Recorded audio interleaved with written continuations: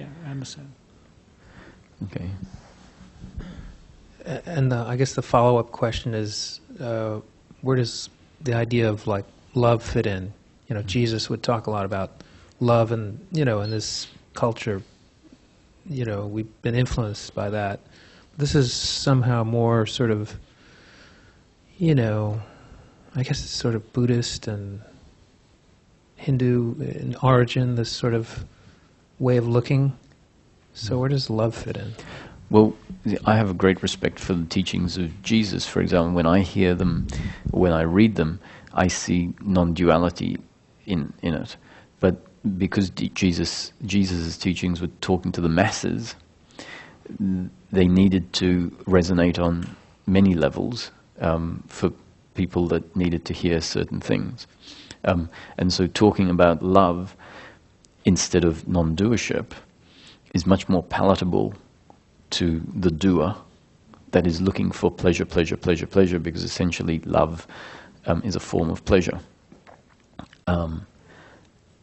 And so some teachings that are teachings aimed to be received by people that can't receive a more direct teaching, let's say, will use different methodology. Having said that, it's not to say that we can't marry love and this together. It just means we have to adjust our definition of what love is a little bit. So in this context, love would be the absence of hate. So love thy neighbor would really translate into don't hate your neighbor. Don't blame your neighbor. Don't judge your neighbor. It also means don't judge or blame yourself. And when we look at what Jesus is teaching is, then that actually starts to be acceptable in a sense. To love your neighbor sounds, I guess, idealistic, but wouldn't it be great to not judge your neighbor, to not hate your neighbor? And the doer principle inside of us, when we look at it, wants more, more, more. And it's that doer principle that what traditionally is referred to as the ego, but we don't call it the ego here for a good reason, which we can talk about in the afternoon. The doer that wants more, more, more sees the other as a competitor, the other as an enemy, as a rival, sees the other as someone who can attack them, and therefore attacks back, and essentially is greedy. It wants more, more, more. And when we look at all of the tragedy in life, the tragedy in life is there because the doer principle is so rampant in life.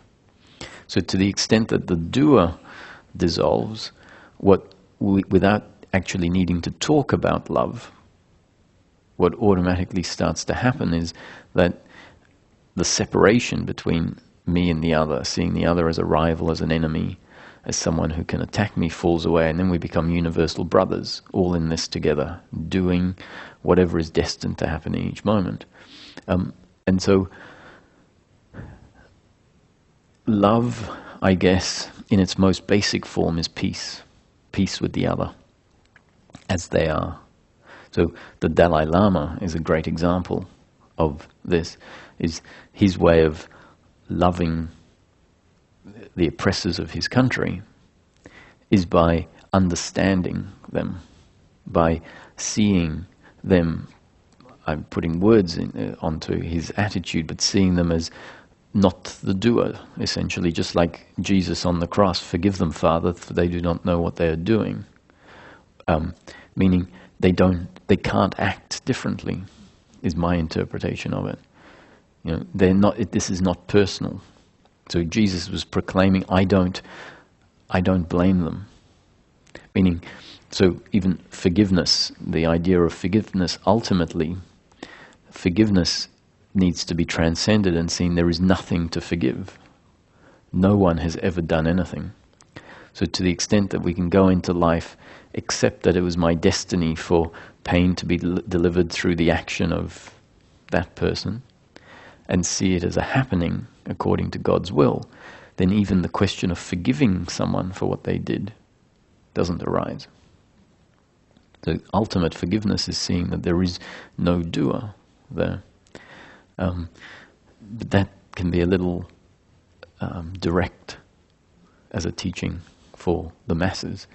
And in fact, non-duality is a teaching that historically was kept locked away because it could easily be misinterpreted, used as justifications by the doer for carrying on certain activity. And so these teachings were kept and only offered to those monks or aspirants that the master has recognized, okay, you're ready to hear this. And so if we see that the basis of love, the more complex versions of love, has to be peace and acceptance. If we can't accept and be at peace with what the other does, then to try and love, to have a mission of loving the other is sort of like putting the cart before the horse, I feel. So if we can find that we are at peace, which is the most basic form of love, then the more complex expressions of love can then grow from that base. So if people are in a relationship and there is animosity in the relationship and there is the hope that I can love my partner more, my suggestion is focus on being at peace in yourself and with them as they are, and that would be the most solid foundation on which love can grow. But to the extent that we find ourselves at peace with ourselves and with the other, in my experience, I am at the position where the notion of love as something more than that, to me, no longer makes sense. Being at peace with life is more than enough. What does arise is love in the form of what I would call, in the flow of life, pleasure or pain. And so if we find ourselves in situations where there is a feeling of love towards someone, which is always on that basis, on the background of peace, then I can say, oh, that's very pleasurable, and that's very beautiful, but it's not something that I expect to remain continuous and unbroken, whereas the peace is something that, in my experience, can be continuous and unbroken. And then on top of that, we have peak feelings that we can call love.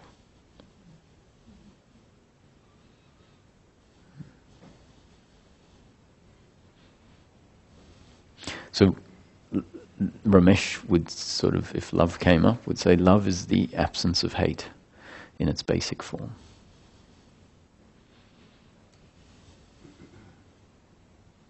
But if it's not satisfying, it's an interesting topic. So feel free to. Maybe we'll break for lunch. But if that comes up again after lunch, let's explore it a bit more. Because I want to know, how do you balance that? It's like sometimes it is a loving thing. Does it mean I can live with anyone in this room now necessarily if I'm... Maybe not. Maybe my conditioning and all of that would constantly bring some conflicts, like those two substances you talked the other day. So then the loving thing to do is to accept them as they are, but not move in with them. Mm-hmm. You know what I mean?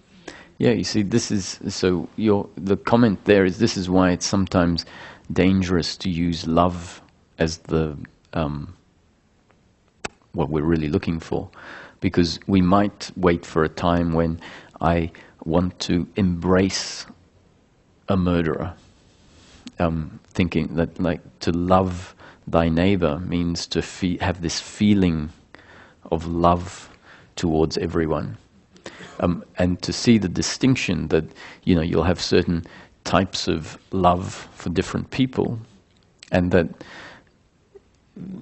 to have a feeling of love towards someone who, for example, has murdered someone in your family, maybe that's not so realistic. Like if someone walks into the room, biologically you might find, oh, there's a door over there and I'd rather leave.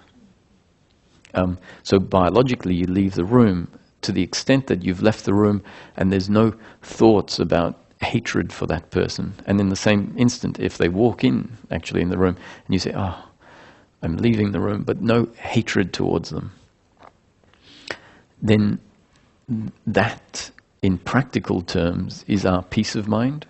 No story about what happened, and we can carry on living our life, being present with our life instead of hating the other.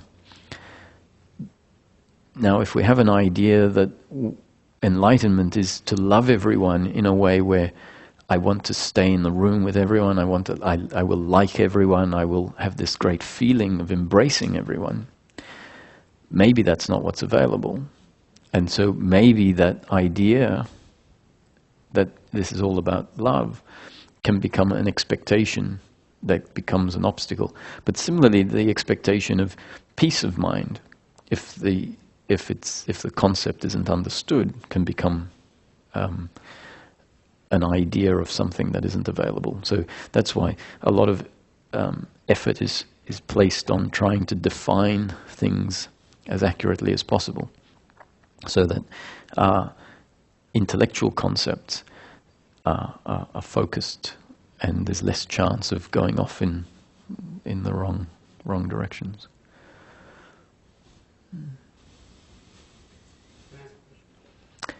Yes, there's a microphone somewhere which will help.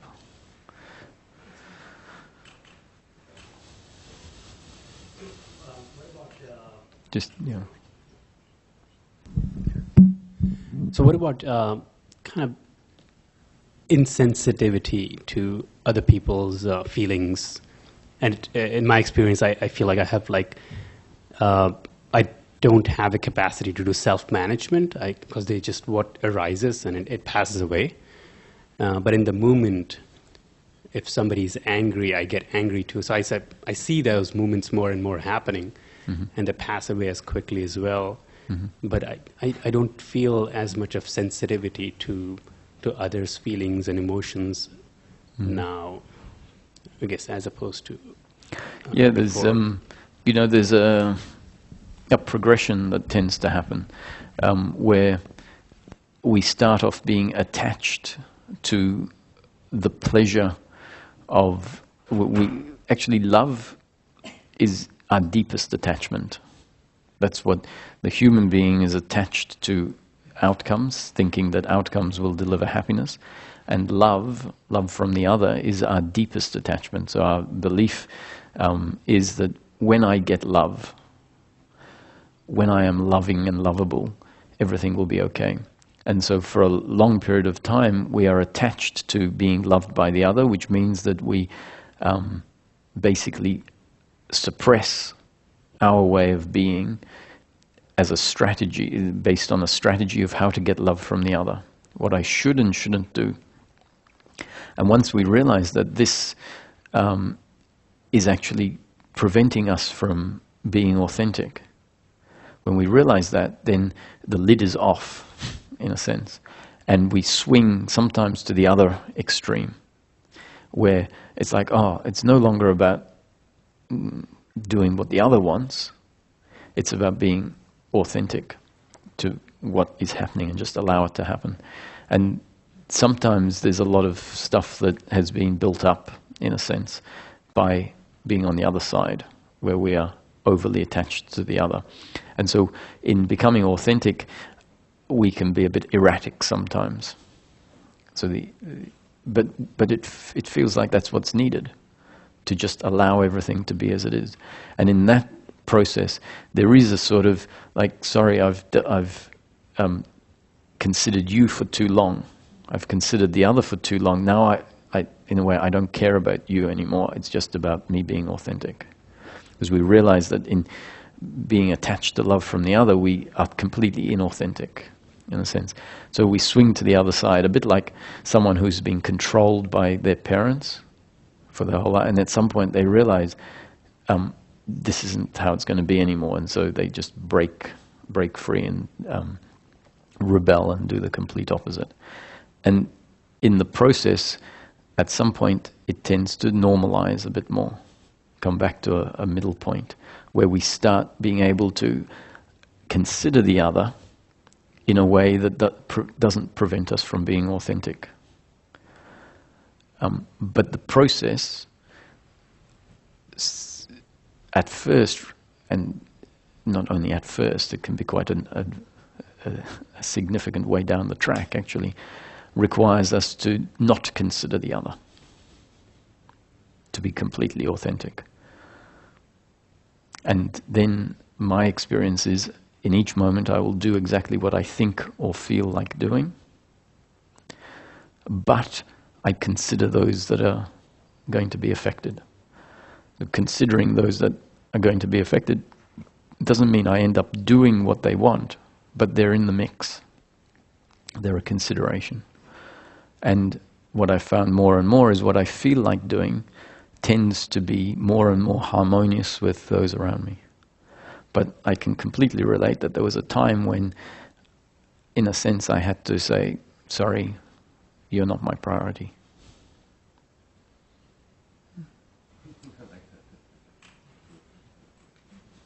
Thank you. And for me, it's more about, I guess, not about getting love, but ensuring that they feel comfortable. But I guess the same, what you just said, applies to all of it. Mm-hmm. Yeah. Thank you. Yeah. Thank you. I want to ask if a human being who experiencing addiction to substance, let's say, will come to you for consultation or whatever you call it, would this investigation that you are will be good enough, or you would do others, or what? It can. It depends on. It depends on destiny, really. There are some people who are addicted. The addiction can come from a very strong sense of doership and trauma that includes doership and attachment to outcomes. And sometimes a very deep uncomfortableness with oneself that drives them to be addicted to substances. And so these teachings can either cut straight through all of that and can release the addiction very quickly, or it's totally inappropriate because it can't be heard because the doership is too strong. And then some other processes of psychology, etc., might be much more appropriate. The 12-step program, when you look at it, is actually based on these principles, but adjusted with an understanding of addictive behavior. So the 12-step program ultimately requires you to make the first statement of admitting the situation, so seeing it clearly. Step 1, I am an addict. And at some point it's surrendering to God in the process. I don't know all the steps, but when someone went through it with me, I went, wow, this is very much non-doership. But it is packaged in a way with an understanding that is specific to addiction. So, it's not one size fits all, really. The principle, if completely understood here, will eliminate any addiction. Thank you. And I agree with what you said, but just to qualify, like Nisargadatta Maharaj, I mean, he was addicted to cigarettes, arguably, and even despite the teaching, it was just a habit. It was just habit energy that played itself out, and he was quite indifferent to it. But I get this is a different type of addiction than what you're talking about, I think. Yeah, but there's a qualification there. That's all. Yeah, when you said arguably, he's addicted. Arguably, for him, when someone said to him, "You are, you're meant to be an enlightened master, and there you are smoking cigarettes," and he was at age 80, he said, "I've been doing it all my life. I like it. Why should I stop now?" Right. I think he used to sell it also. Yes, he was. Yeah, he was a beady seller. Yeah. So on that note, I think we should break for lunch. Thank you. If anyone didn't donate, come to me for donations.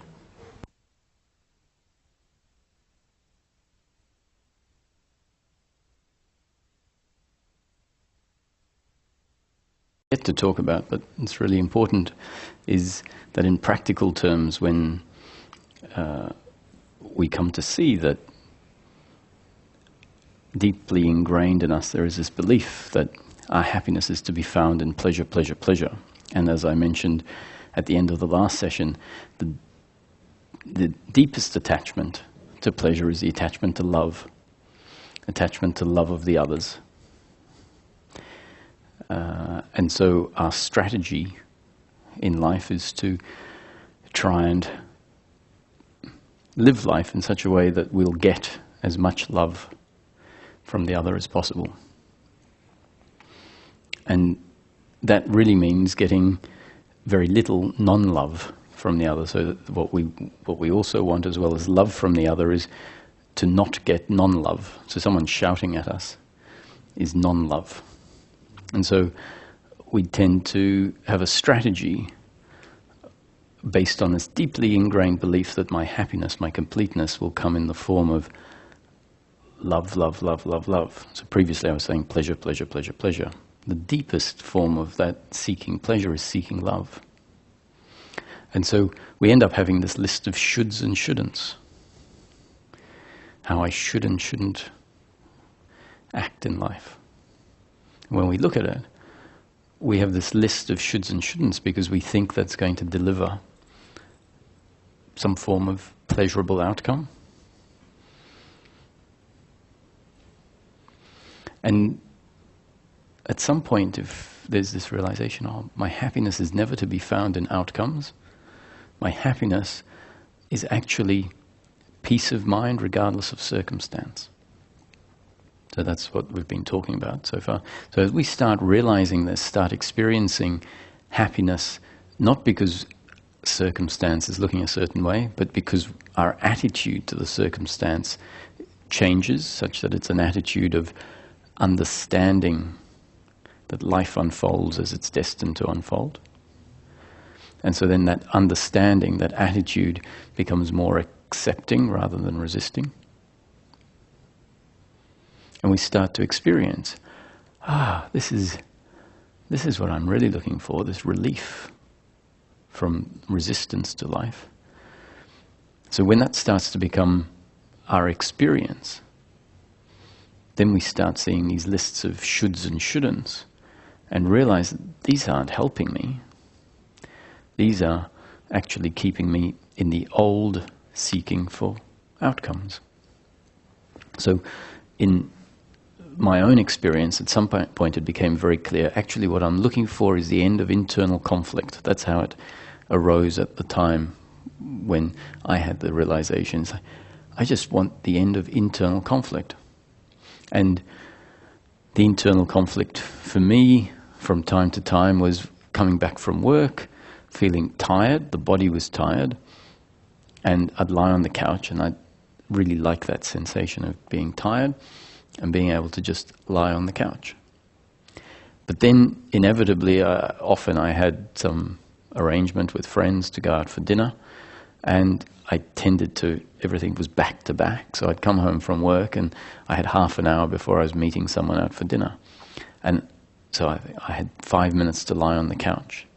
And so lying on the couch for that 5 minutes felt really great, but what didn't feel so great was the idea that I'd have to get up and look at it in a minute's time. So often I'd give myself an extra 5 minutes and figure I might be 5 minutes late, that's sort of okay.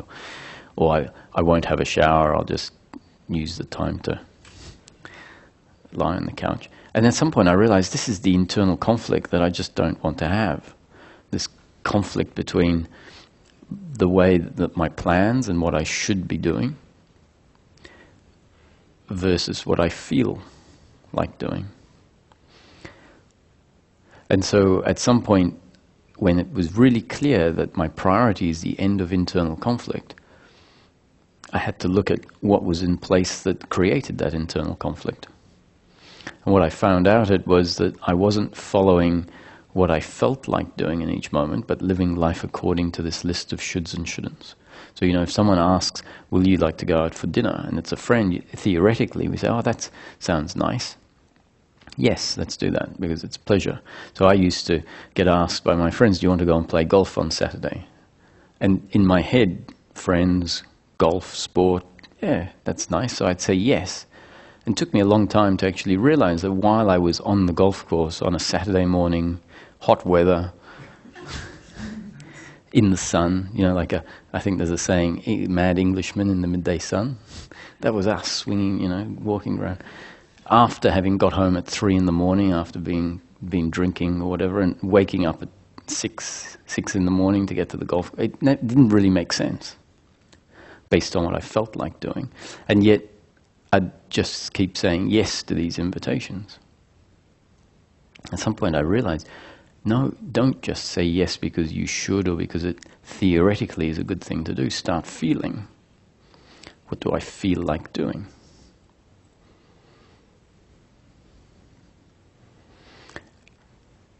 And so, if I was tired and I had an appointment with a friend, I'd see this conflict. So the solution was cancel. If I didn't cancel, I had this conflict.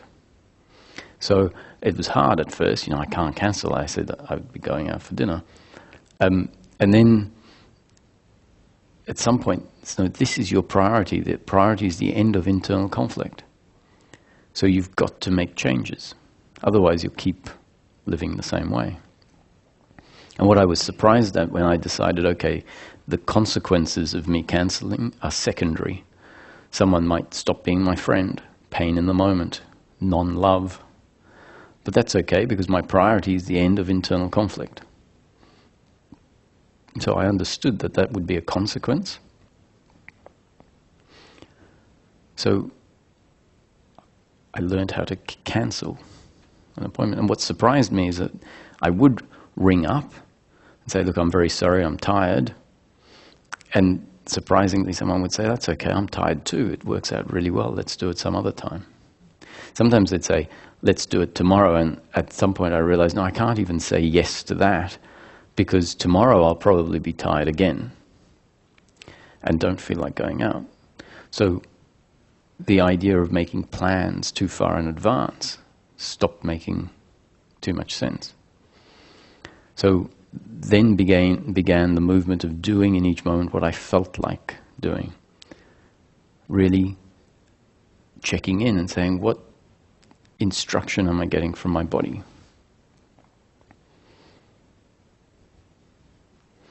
And to my surprise, I realized I hadn't lived in my body for most of my life.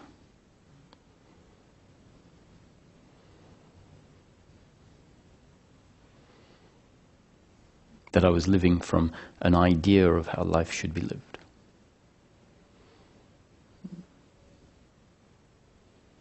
And one of the important reasons that learning how to feel, that one of the real important reasons is that the sense of being, the essence of the human being, if we're going to bump into that, if we're going to come to know the essence of the human being, that is never found in the realm of thinking.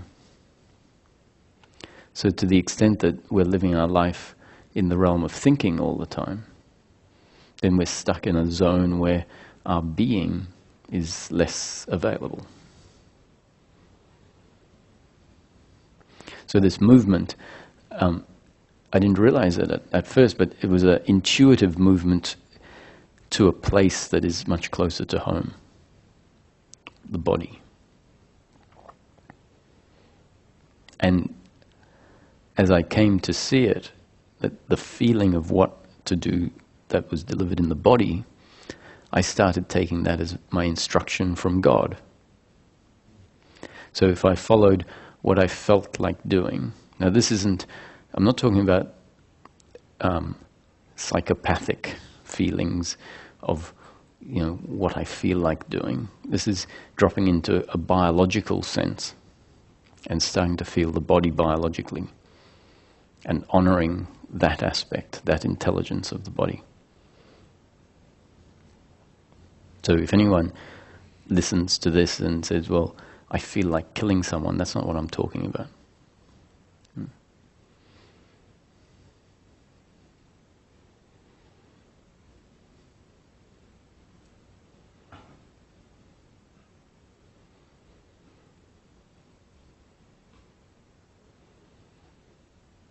And because I hadn't lived life from the body for my whole life, it also became apparent that being able to feel was a faculty that had atrophied.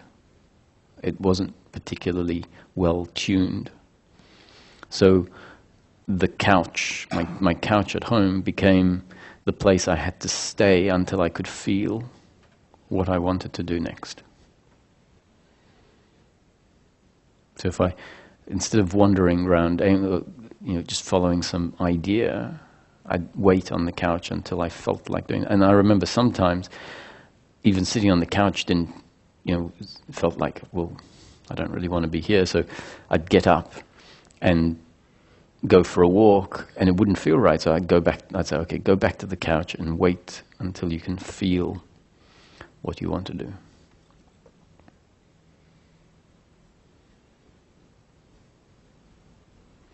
And the feeling turns out not to just be biological, but some other faculties, intelligences of the body also start to contribute to the feeling.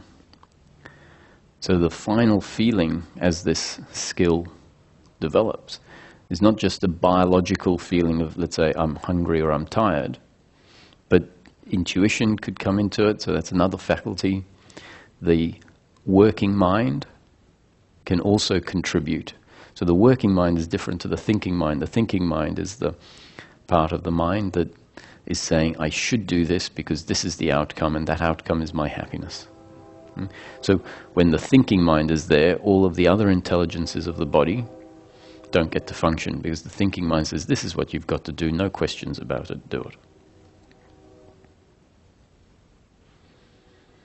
But if we start seeing that those shoulds and shouldn'ts keep us disconnected, they don't deliver the sort of experience in life that is satisfying, and at some point we can feel that, and that's what brings about certain questions and certain searches in life.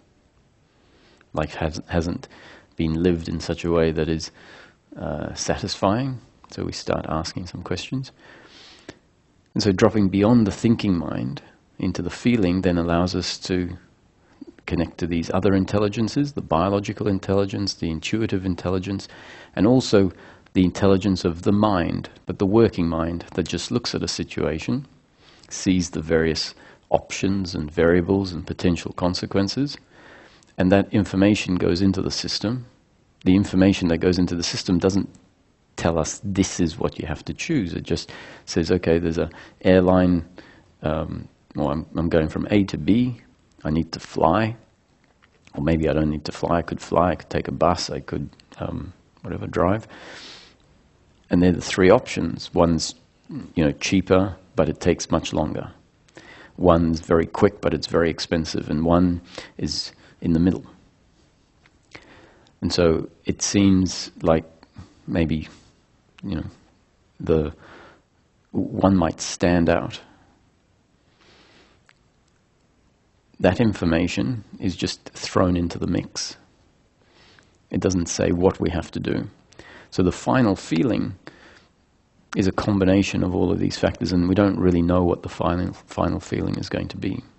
But to the extent that the shoulds and shouldn'ts are not interfering, my experience is the final feeling tends to be very effective. It doesn't suddenly mean that we become infallible. It doesn't mean that all our decisions, when we make decisions from a place of feeling, are going to deliver perfect outcomes. But it does start to deliver intelligence that previously wasn't my experience. And things then tended to be much more efficient.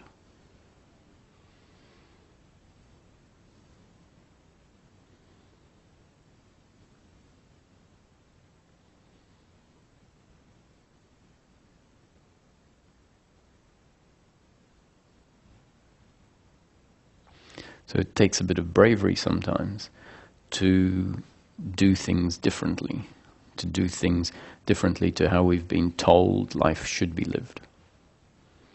But if it becomes clear that outcomes are not as important as we used to think they are. We used to think that my happiness, my completeness is dependent on life looking a certain way. That my happiness, my completeness is dependent on me achieving certain things, certain people liking me or appreciating me. That was actually what we're craving.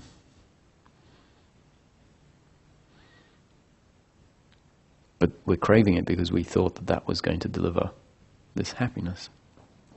And we've done it for long enough. And it hasn't. It doesn't deliver. That's not where our happiness is to be found.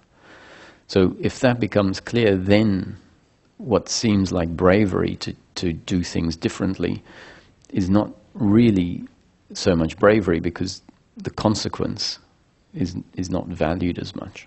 We're not putting as much importance in the consequence as we used to.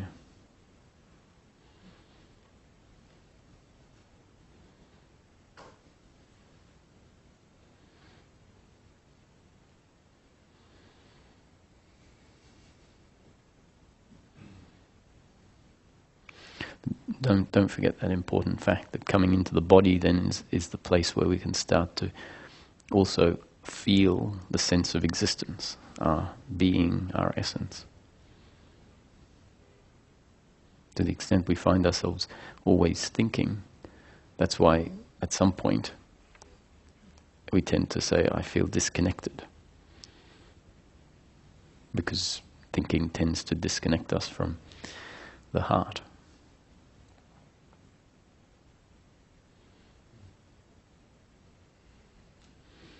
And also the statement to do what you feel like can sound like people will become very selfish. Well, you're always doing what you feel like. Once again, I found that connecting into the body and away from the shoulds and shouldn'ts takes us to a place where the doer identity, the identity that's attached to outcomes, weakens. And what we feel like doing includes an appreciation for the other. And therefore, what I feel like doing is not as selfish as it might sound. Because it includes an appreciation of the other. A consideration of what the other would like. Doesn't mean that we're always going to do what the other wants, but the other is a consideration in the mix.